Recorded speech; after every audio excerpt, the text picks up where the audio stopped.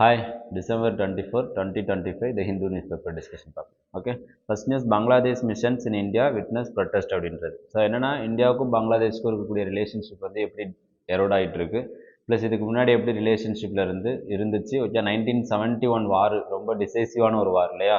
So India Pakistan வார் அப்படின்றது. அதுக்கப்புறம் பங்களாதேஷ் வந்து கிரியேட் ஆனிச்சு. அதுக்கப்புறம் இந்தியாவுக்கும் பங்களாதேஷ்க்கும் எப்படி ரிலேஷன்ஷிப் இருந்துச்சு, இப்போ ஏன் எரோட் ஆகிட்டு இருக்கு அப்படின்றது லைட்டாக பார்த்துக்கணும். ப்ளஸ் இது கூட இந்தியாவுக்கும் நெய்பர்ஸ்க்குமான ரிலேஷன்ஷிப்பையும் என்ன பண்ணி வச்சுக்கணும் அப்படின்னா லைட்டாக பார்த்து வச்சுக்கிறது ரொம்ப நல்லது. ஓகேவா? ஸோ ஓகே, நெக்ஸ்ட் நியூஸ் என்ன அப்படின்னா India pledges $450 million to aid Sri Lanka recovery அப்படின்றது. So Sri Lankan recovery ministry of external அஃபேர்ஸுக்கு கீழே ஒரு ஃபண்டு இருக்குது. என்ன அப்படின்னா ஃபாரின் கண்ட்ரீஸ்க்கு எய்டு கொடுக்கறதுக்காக. ஓகேவா? அந்த ஃபண்டோட நேம் என்ன அப்படின்னு சொல்லிட்டு பார்த்து, அதாவது ஸ்கீம் அப்படின்னு சொல்லுவோம், அந்த ஸ்கீமோட நேம் என்ன அப்படின்னு சொல்லிட்டு பார்த்து வச்சுக்கோம். அதுக்கு கீழே 450 மில்லியன் ஸ்ரீலங்கா கொடுக்குறாங்க. எதுக்காக அப்படின்னா இப்போ ரீசெண்டாக சைக்ளோன் டித்வா அப்படின்னு சொல்லிட்டு ஒரு சைக்ளோன் வந்து இம்பாக்ட் பண்ணுச்சு இல்லையா ஸ்ரீலங்காவை. ஸோ அதனால் ஜென்ரலாக சைக்ளோனுக்கான ஃபேக்டர்ஸ் என்னென்ன இருக்குது, ஓகே, அதோட இம்பாக்ட் அப்படின்னு சொல்லிட்டு டிசாஸ்டர் மேனேஜ்மெண்ட்டில் வந்துடும். ப்ளஸ் எப்படி வந்து இந்தியா ஹியூமனிடேரியன் அடிப்படையில் வந்து நிறைய ஹெல்ப் பண்ணுறாங்க அப்படின்றதையும் பார்த்துட்டு. ஓகேவா? ஸோ நெக்ஸ்ட் அவ்வளோதான் அந்த page. Next third page ad இருக்கு இல்லையா, குவாலிட்டி கவுன்சில் ஆஃப் இந்தியா அப்படின்றது. ஸோ குவாலிட்டி கவுன்சில் ஆஃப் இந்தியாவை பற்றி பேசிக்காக ஃபேக்ட் ரெடி பண்ணி வச்சுக்கோங்க. ஆக்டு கீழே வந்துச்சா இல்லை அது ஒரு என்பிஓவா, ஓகே, அதாவது என்ஜிஓவா அப்படின்றத ஆட் ரெடி பண்ணி வச்சுக்கோங்க. அதில் யார் சேர்மனாக இருப்பா அப்படின்னா பிரைம் மினிஸ்டர் சேர்மனாக இருப்பார். ஓகே, அதுக்கு கீழே நிறைய என்ன பண்ணி வச்சுருக்காங்க அப்படின்னா ரிஃபார்ம்ஸ் கொண்டு வந்திருக்காங்க. லைட்டாக ஒரு கிளிம்ஸ் பார்த்து வச்சுக்கோங்க, ரொம்ப இம்பார்ட்டன்ட்ல. ஆனால் குவாலிட்டி கவுன்சில் ஆஃப் இந்தியாவை பற்றி பேசிக் டேட்டா வந்து தேவைப்படும். ஓகே, ஃபேக்ட்ஸ் வந்து தேவைப்படும், எப்போ கிரியேட் பண்ணாங்க அப்படின்றத வச்சு. ஓகேவா?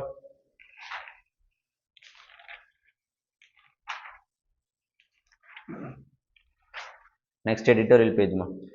A good template India FTA with New Zealand can be precedent not an exemption அப்படின்றது. ஸோ என்னன்னா இந்தியா நியூசிலாந்துக்கு நடுவில் ஃப்ரீ ட்ரேட் அக்ரிமெண்ட் சைன் பண்ணோம். ஆல்ரெடி நம்ம நிறைய கண்ட்ரிஸ் கூட சைன் பண்ணியிருக்கோம். இப்போ யுஏஇ, யூகே அந்த மாதிரி கண்ட்ரிஸ் கூட இப்போ நியூசிலாந்து கூட சைன் பண்ணியிருக்கோம். நியூசிலாந்து கூட சைன் பண்ணும்போது நம்ம sectoral caution and strategic clarity கரெக்டாக எடுத்திருக்கோம். மற்ற எஃப்டிஎஸ் மாதிரி இல்லாமல் sectoral caution and strategic clarity. ஓகேவா? கரெக்டாக நமக்கு என்ன தேவைப்படுதோ, ஓகேவா, எப்படி செக்டார் வைஸில் நமக்கு பெனிஃபிட் தேவைப்படுதோ அதுக்கேற்ற மாதிரி போட்டிருக்கோம் அப்படின்னு சொல்கிறாங்க. ஃபார் எக்ஸாம்பிளுக்கு 5,000 Indian professional at any given time will be eligible for 3 year work visa. ஓகேவா? நியூசிலாந்து. அதே ஆஸ்திரேலியா கூட சைன் பண்ணும்போது 1000 ஒர்க்கிங் ஹாலிடேஸ் அப்படின்னு சொல்லிட்டு தான் சைன் பண்ணியிருப்போம். அதாவது ஒரு ஷார்ட் டேர்முக்கு மட்டும்தான் ஆஸ்திரேலியாவில் ஒர்க் பண்ண முடியும். ஆனால் நியூசிலாந்தில் பார்த்தோம் அப்படின்னா 3 year பீரியடுக்கு எந்த ஒரு பிரேக்குமே இல்லாமல் என்ன பண்ணலாம் அப்படின்னா ஒர்க் பண்ணலாம் அப்படின்னு சொல்லிட்டு இதில் பேசியிருக்காங்க. ஸோ நெக்ஸ்ட் வந்து பார்த்தோன்னா டேரிஃப் எக்ஸ்க்ளூஷன். நியர்லி 30% ஆஃப் ப்ராடக்ட்ஸ்க்கு எந்த ஒரு டேரிஃபும் கிடையாது. ஸோ அப்படி இந்தியாவோட எக்ஸ்போர்ட் வந்து பூஸ்ட் ஆகும். ப்ளஸ் இதில் ஒரு சின்ன இந்தியாவோட கன்சர்ன் என்ன அப்படின்னா குவாலிட்டி ஸ்டாண்டர்ட்ஸை இம்ப்ரூவ் பண்ணும். ஃபார் எக்ஸாம்பிள் இந்தியன் எஜுகேஷனல் இன்ஸ்டியூஷனோட குவாலிட்டியை இம்ப்ரூவ் பண்ணும். அதே மாதிரி sanitary and phyto sanitary measures. So இதில் தான் நம்ம மோஸ்ட்லி அடி வாங்குவோம். ஓகேவா? ஸோ இதெல்லாத்தையும் இம்ப்ரூவ் பண்ணும் அப்படின்னு சொல்லிட்டு இதில் பேசியிருக்காங்க. ஸோ நெக்ஸ்ட் வந்து பார்த்தோம் அப்படின்னா India New Zealand commitment to invest 20 billion over 15 years. அடுத்த 15 yearsல $20 billion வந்து இன்வெஸ்ட் பண்ண போகிறாங்க அப்படின்னு சொல்லிட்டு. ஸோ இந்த மாதிரி ஸ்ட்ராட்டஜிக்கலாக நம்ம என்ன பண்ணி வச்சிருக்கோம் அப்படின்னா விஷன் எடுத்து வச்சிருக்கோம் அப்படின்னு சொல்கிறாங்க. இது மட்டும் இல்லாமல் ஃப்ரீ ட்ரேட் அக்ரிமெண்ட்ஸ் நம்ம நிறைய சைன் பண்ணிட்டு இருக்கிறதுனால நம்ம என்ன பண்ணோம் அப்படின்னா ஃப்ரீ ட்ரேட் அக்ரிமெண்ட்ஸ்னால இந்தியாவுக்கு என்னென்ன பெனிஃபிட்ஸ் இருக்குது, என்னென்ன ட்ராபேக் இருக்குது அப்படின்றத பார்த்துக்கணும். ஓகேவா? ஸோ ட்ராபேக்ஸ் அப்படின்னு பார்க்கும்போது ஆல்ரெடி RCEP அப்படின்னு சொல்லிட்டு ரீஜனல் காம்ப்ரிஹென்சிவ் எக்கனாமிக் பார்ட்னர்ஷிப் அப்படின்றதுல இந்தியா வந்து 2019 வெளியே வந்திருப்பாங்க. அதில் என்ன மேஜராக ஒரு ஃபேக்டர் இருக்கும் அப்படின்னா இந்தியாவுக்கு பெனிஃபிட்ஸ் அதிகமாக இருக்காது, டேக்ஸ் பெனிஃபிட்ஸ் எதுவும் அதிகமாக இருக்காது, அதனால வெளியே வந்திருப்பாங்க. ஓகேவா? அப்போது ஃப்ரீ ட்ரேட் அக்ரிமெண்ட்ஸ்னால என்னென்ன இஷ்யூஸ் இருக்குது, என்னென்ன பெனிஃபிட்ஸ் இருக்குது, அதை எப்படி வந்து நம்ம ஓவர் கம் பண்ணலாம் அப்படின்றத லைட்டாக பார்த்து வச்சுக்கோங்க எக்கனாமி பாயிண்ட் ஆஃப் வியூவில். Next the end of exploitation அப்படின்றது. Child trafficking needs concerned action from the government and civil society அப்படின்றது. ஸோ சைல்ட் டிராஃபிக்கிங் அப்படின்றது இஸ் இம்மாரல் ஆக்டிவிட்டி அப்படின்னு சொல்லிட்டு நம்ம எதில் பண்ணியிருக்கோம், ஃபண்டமெண்டல் ரைட்ஸுக்கு கீழே இருக்குது. Okay, 23 and 24. Okay, right against exploitation அப்படின்னு சொல்லுவோம் இல்லையா, அது கீழே இருக்குது. அப்போது சைல்ட் டிராஃபிக்கிங்க்கு ஆல்ரெடி நம்மள்ட்ட என்ன இருக்குது அப்படின்னா நிறைய ஸ்ட்ரிக்ட் லாஸ் இருக்குது, ஸ்ட்ரிக்ட் ப்ரொவிஷன்ஸ் இருக்குது. ஆனாலும் அது என்னவா இருந்துட்டு இருக்குது அப்படின்னா ஆர்கனைஸ்டு கார்டல்ஸ் தான் நடந்துட்டு தான் இருக்குது அப்படின்னு சொல்கிறாங்க. ரீசெண்டாக பெங்களூரில் ஒரு இன்சிடென்ட் நடந்துச்சு இல்லையா, ஸோ அந்த இன்சிடென்ட்ஸ் தான் பேசியிருக்காங்க. அப்போது நம்மள்ட்ட எங்கே லேக் ஆகுறோம் அப்படின்னா என்ஃபோர்ஸ்மெண்ட்டு, ஆல்ரெடி நம்ம பேசின மாதிரி என்ஃபோர்ஸ்மெண்ட் அண்ட் இம்ப்ளிமெண்டேஷன்ஸில் தான் லேக் ஆகுறோம் அப்படின்னு சொல்கிறாங்க. அதை வந்து என்ன பண்ணோம் அப்படின்னா அட்ரஸ் பண்ணோம் அப்படின்னு சொல்லிட்டு சுப்ரீம் கோர்ட் வந்து சொல்லியிருக்கு. மினிஸ்ட்ரி ஆஃப் ஹோம் அஃபேர்ஸ் வந்து டேட்டா ரிலீஸ் பண்ணி 10,6 59 கேசஸ் வந்து இன்ன வரைக்கும் ரெஜிஸ்டர் பண்ணியிருக்காங்க. ஓகேவா? ஆனால் அதில் ஒன்லி 4.8% தான் கன்விக்ட் ஆயிருக்கு. ரிமைனிங் எதுவுமே அப்போ 96% என்ன ஆகலை அப்படின்னா கன்விக்ஷன்ஸ் ப்ரூவ் பண்ணப்படலை. ஓகேவா? அப்போ டிலேடு ஜஸ்டிஸ் எந்த அளவுக்கு சைல்டு டிராஃபிக்கிங்கை வந்து நம்ம எடுத்து இது பண்ணுறோம் அப்படின்றத பார்த்துக்கணும். ப்ளஸ் சில்ட்ரன்ஸோட பாடிலி அட்டானமி, ஓகேவா? அதுக்கப்புறம் வந்து பார்த்தோன்னா ஸ்ட்ராட்டஜிக் டிசிஷன் மேக்கிங் இதெல்லாம் எந்த அளவுக்கு இம்பாக்ட் ஆகுது அப்படின்றது இதில் பார்த்துக்கணும். ஓகேவா?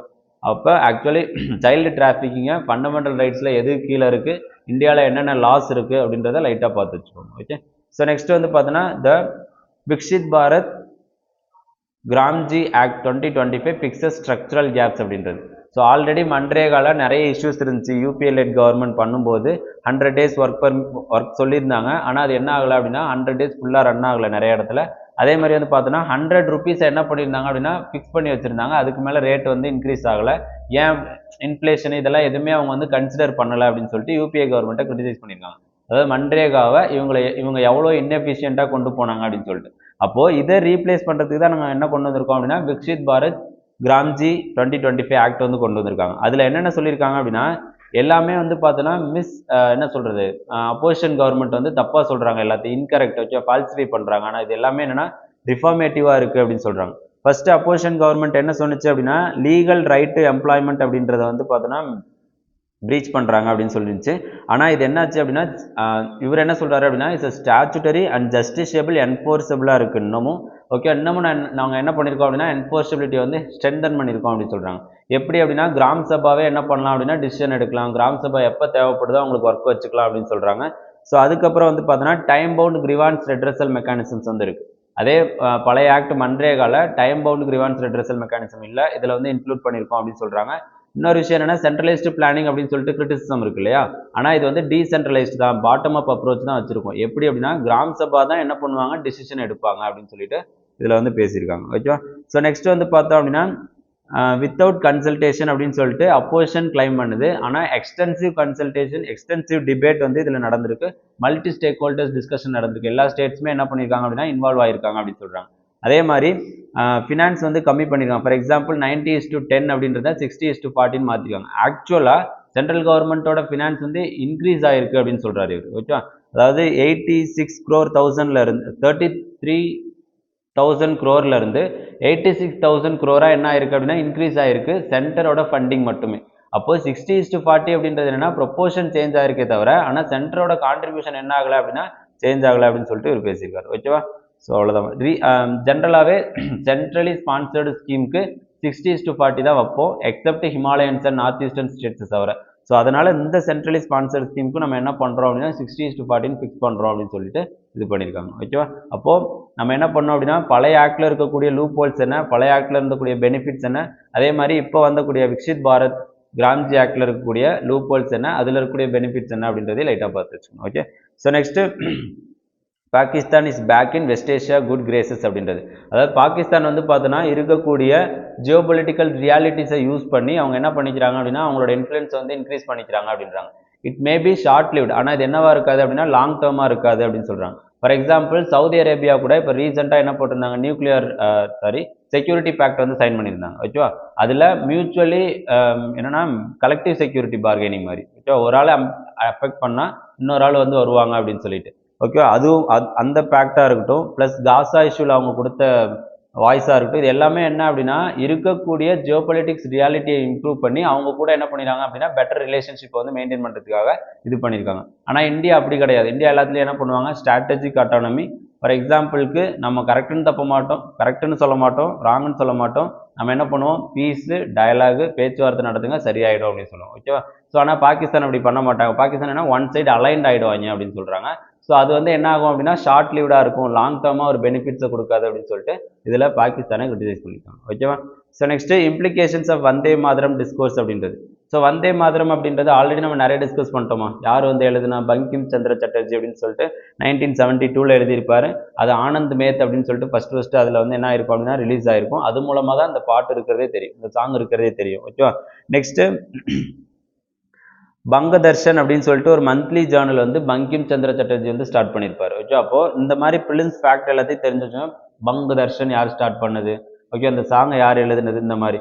ஸோ இதை ஃபுல்லாக பாடலாமா வேணாமா அப்படின்றது தான் அந்த டிபேட்டு. ஆல்ரெடி இதை நம்ம வந்து நிறைய டிஸ்கஸ் பண்ணிட்டோம். அதனால இந்த வந்தே மாதரமோட ஃபிலிம்ஸ் ஃபேக்ட் ஓரியன்ட் மட்டும் எடுத்துக்கோங்க. ஓகேவா?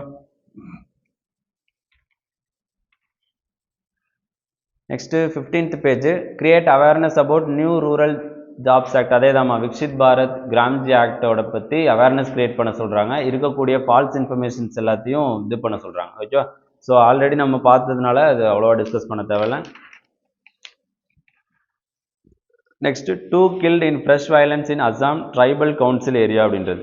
கார்பி ஆங்லாங் ஆட்டோனமஸ் கவுன்சில் அப்படின்றது எங்கே இருக்குது அப்படின்னு பார்த்துக்கோங்க. அது எந்த ஸ்டேட்டுக்குன்னு பார்த்துக்கோங்க. ப்ளஸ் ட்ரைபல் கவுன்சில்ஸ், ட்ரைபல் ஏரியாவை நம்ம ரூல் பண்ணுறதுக்கு செப்பரேட் ஷெட்யூல் இருக்குது. Okay, tribal areas plus scheduled ஏரியாஸை ரூல் பண்ணுறதுக்கு. ஸோ அது என்ன அப்படின்னு சொல்லிட்டு லைட்டாக பார்த்துக்கோங்க, எந்தெந்த ஆர்டிகல்ஸ் கீழே வரும் அப்படின்னு சொல்லிட்டு. அசாமில் என்ன இஷ்யூஸ் போயிட்டுருக்கு அப்படின்னு சொல்லிட்டு இன்னும் ரீசெண்டாக இன்னும் எடிட்டோரியல்ஸ் வரும்போது நம்ம என்ன பண்ணிக்கலாம் அப்படின்னா டிஸ்கஸ் பண்ணிக்கலாம். ஓகேவா? இப்போதைக்கு கார்பி ஆங்லாங் ஆட்டோனமஸ் கவுன்சில் எங்கே இருக்குது, அதோட ரூலிங்ஸ் எப்படி இருக்கும், அதில் எப்படி ப்ரொசீஜர் ரன் ஆகிட்டு இருக்கு அப்படின்றது மட்டும் பார்த்துக்கோங்க. Okay. So next critical minerals important for national security and technological sovereignty அப்படின்றது. ஸோ கிரிட்டிக்கல் மினரல்ஸ் ரொம்ப ரொம்ப முக்கியம். ஆல்ரெடி வந்து நம்ம நிறைய பேசியிருக்கோம் இல்லையா, சைனா தான் 60% மேலே கிரிட்டிக்கல் மினரல்ஸை என்ன பண்ணுறாங்க, அவங்கள்ட்ட தான் ரிசர்வ் இருக்குது, அவங்க தான் அதை வந்து கண்ட்ரோல் பண்ணுறாங்க, மோனோபோலியை வந்து மெயின்டைன் பண்ணிட்டு இருக்காங்க. ஓகே. இப்போ ஜென்ரலாக கிரிட்டிக்கல் மினரல்ஸ் இந்தியாவுக்கு எந்தெந்த வேலைலாம் ஹெல்ப் பண்ணுது, ஃபார் எக்ஸாம்பிள் ஈவியாக இருக்கட்டும், டிஃபென்ஸாக இருக்கட்டும், ஏர்ஃபோர்ஸ், எல்லாத்துக்குமே என்ன தேவை அப்படின்னா கிரிட்டிக்கல் மினரல்ஸ் தேவை. நம்ம யூஸ் பண்ணுற மொபைல் ஃபோன்ஸ்லேருந்து எல்லாத்துக்கும். இப்போ கிரிட்டிக்கல் மினரல்ஸோட இம்பார்ட்டன்ஸ் என்ன, இந்தியாவில் என்னென்ன கிரிட்டிக்கல் மினரல்ஸ் இருக்குது, என்னென்ன கிரிட்டிக்கல் மினரல்ஸை நம்ம வந்து இம்போர்ட் பண்ணுறோம் அப்படின்னு சொல்கிறதையும் பார்த்து வச்சுக்கோங்க. ஓகேவா? So okay. Next maternal mortality ratio அப்படின்னா என்னென்னு பார்த்துக்கோங்க. எம்எம்ஆர் அப்படின்னா என்னென்னு பார்த்துக்கோங்க. அது வந்து கம்மியாக இருக்குது. ஓகே, மேட்டர்னல் மார்ட்டாலிட்டி ரேஷியோ கம்மியாக இருக்குது. அதே மாதிரி இன்ஸ்டிடியூஷனல் டெலிவரிஸ் இன்க்ரீஸ் ஆகிருக்கு அப்படின்றது. 89% என்ன ஆயிருக்கு அப்படின்னா இன்க்ரீஸ் ஆகிருக்கு அப்படின்றது டேட்டாவை பார்த்துக்கோங்க. இங்கே எக்ஸாம்பிள் கோட் பண்ணுறதுக்கு யூஸ் ஆகும். ஓகேவா? ஸோ ஜென்ரலாக டெஃபினிஷன் என்ன அப்படின்னா மெட்டர்னல் மார்ட்டாலிட்டி ரேஷியோனா என்ன அப்படின்னு சொல்லிட்டு டெஃபினிஷன் ரொம்ப ரொம்ப முக்கியம். ஓகேவா? Okay. Next RBI announces fresh measures to inject 2.9 lakh crore liquidity அப்படின்றது. ஸோ லிக்விடிட்டியை மார்க்கெட்டில் இன்ஜெக்ட் பண்ணுறதுக்கு ஆர்பிஐ என்னென்ன மெஷர்ஸ்லாம் எடுக்கும் அப்படின்றத ஃபஸ்ட்டு தெரிஞ்சுக்கணும். இதில் என்ன மெஷர்ஸ் கொடுத்துருக்காங்க அப்படின்னா ஓப்பன் மார்க்கெட் ஆப்ரேஷன் அப்படின்னு சொல்லிட்டு. ஓப்பன் மார்க்கெட் ஆப்ரேஷன் அப்படின்றது purchase and selling of government securities இந்த மார்க்கெட், அவ்வளோதான். ஆர்பிஐ மூலமாக அப்போது ஆர்பிஐ கவர்மெண்ட் பாண்ட்ஸை வாங்கினா என்ன நடக்கும், விற்றா என்ன நடக்கும் அப்படின்றத தெரிஞ்சுக்கணும். ஓகேவா? ஸோ ஆர்பிஐ கவர்மெண்ட் பாண்ட்ஸை விற்கிது அப்படின்னா மார்க்கெட்டில் இருக்கக்கூடிய லிக்விடிட்டியை சக் பண்ணி எடுக்க போகுது அப்படின்னு அர்த்தம். ஓகே, கவர்மெண்ட் பாண்ட்ஸை வாங்குது அப்படின்னா பாண்டை வாங்கிட்டு அமௌண்ட்டை ரிலீஸ் பண்ண போகுது அப்படின்னு அர்த்தம். ஓகே, இது எல்லாத்தையும் தெரிஞ்சுக்கணும். இதுக்கும் எப்படி வந்து எக்கனாமி டெவலப் ஆகிறதுக்கும் லிங்க் இருக்குது. ஓகே, இதுக்கும் பேங்கிங் செக்டர்ஸ்க்கும் எப்படி லிங்க் இருக்குது அப்படின்றத பார்த்துக்கணும். ஓகேவா? இது மட்டும் இல்லாமல் மற்ற ஆப்ரேஷன்ஸ் இருக்குது. For example liquidity adjustment facility அப்படின்னு சொல்லுவோம். Repo rate, reverse repo rate, cash reserve ratio. Okay, இது எல்லாமே சொல்லுவோம். இது எல்லாத்தையும் லைட்டாக பார்த்து வச்சுக்கோங்க என்ன இருக்குது அப்படின்னு சொல்லிட்டு. ஸ்டார்டிங்கில் நடத்தும் போது இது எல்லாமே வரும். ஓகேவா?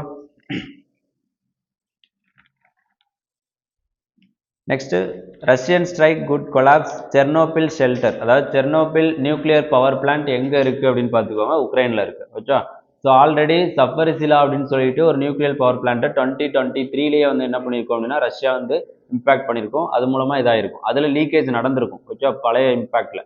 ஸோ இப்போ புதுசாக இருக்கிறது செர்னோபில். செர்னோபில் எங்கே இருக்குது, ஆல்ரெடி வந்து சஃபரிசிலா அப்படின்றது. இது ரெண்டும் எங்கே இருக்குது அப்படின்னு பார்த்தா ரெண்டுமே யுக்ரைன் தான். நியூக்ளியர் பவர் பிளான்ட் பற்றி பார்த்துக்கோங்க. நெக்ஸ்ட் வந்து பார்த்தீங்கன்னா junta using violence intimidation to force people to vote in UN அப்படின்றது. யூஎன் என்ன சொல்லியிருக்காங்கன்னா ஜுந்தா பற்றி பேசியிருக்காங்க. நமக்கு நெய்பரிங் கண்ட்ரியாக இருக்கிறதுனால மியான்மரில் என்ன போயிட்டுருக்கு, என்ன சிவில் அந்த மிலிட்ரி அப்ரேஷன் எப்படி இருக்குது, அங்கே ரூல் எப்படி போயிட்டுருக்கு அப்படின்றத பார்த்துக்கோங்க. இந்தியாவுக்கும் மியான்மருக்கும் என்ன ரிலேஷன்ஷிப் இருக்குது அப்படின்றதையும் பார்த்துக்கோங்க. இந்தியா இப்போ கரண்ட்லி யாருக்கு சப்போர்ட் பண்ணிகிட்டு இருக்குது அப்படின்றது ரொம்ப முக்கியம். ஓகே, ஸோ அதையும் பார்த்துக்கோங்க. ஸோ நெக்ஸ்ட்டு ஸ்போர்ட்ஸ் நியூஸில் எதுவும் இல்லாமல் ஓகே. ஸோ இன்றைக்கி டிஸ்கஸ் பண்ண ஆர்டிக்கல் ரிலேட்டடாக ஐகெட் ஐஏஎஸ் அகாடமி டெலிகிராம் சேனலுக்கு விசிட் ரன் ஆகும். அட்டன் பண்ணுங்கள், இன்னும் மோர் கிளாரிட்டி கிடைக்கும். Okay, thank you.